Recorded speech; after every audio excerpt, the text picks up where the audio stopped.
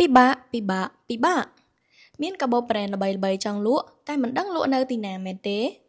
វីដេអូនេះអ្នកនឹងដឹងអំពីសេវាកម្មនិងដំណោះស្រាយភ្លាម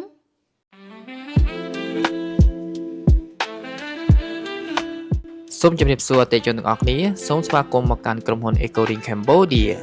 ហាង EcoRing យើងខ្ញុំបានបើកដំណើរការអស់រយៈពេលជិត2ឆ្នាំមកហើយ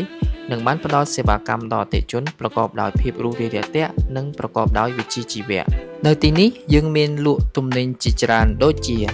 កាបូបដៃមនុស្សស្រីប្រណិតដែលជា brand ម៉ាកល្បីៗស្បែកជើងបុរសនារីស្រស់ស្អាតដែលកំពុងពេញនិយមសម្រាប់អតិថិជនគ្រប់វ័យ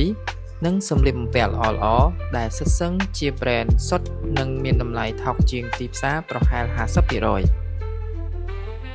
មិនតែប៉ុណ្ណោះពួកយើងក៏មានលក់ជាប្រភេទទឹកអប់ផងដែរឥឡូវនេះខ្ញុំសូមណែនាំអំពីសេវាកម្មទិញចូលរបស់ពួកយើងក៏មានបុគ្គលិកដែលមានភាពស្ទាត់ជំនាញរីករាយរាក់ទាក់ផ្ដល់សេវាកម្មប្រកបដោយទំនុកចិត្តជូនទៅដល់អតិថិជនគ្រប់គ្នាបន្ថែមលើពីនេះក្រុមហ៊ុនយើងខ្ញុំនឹងផ្ដល់សេវាកម្មត្រួតពិនិត្យធ្វើការវាយតម្លៃដល់អតិថិជនប្រកបដោយសុវត្ថិភាពនិងឆាប់រហ័សរាល់ទំនិញដែលអតិថិជនបានលក់មកឲ្យហាងអតិថិជននឹងទទួលបានសាច់ប្រាក់ទៅវិញភ្លាម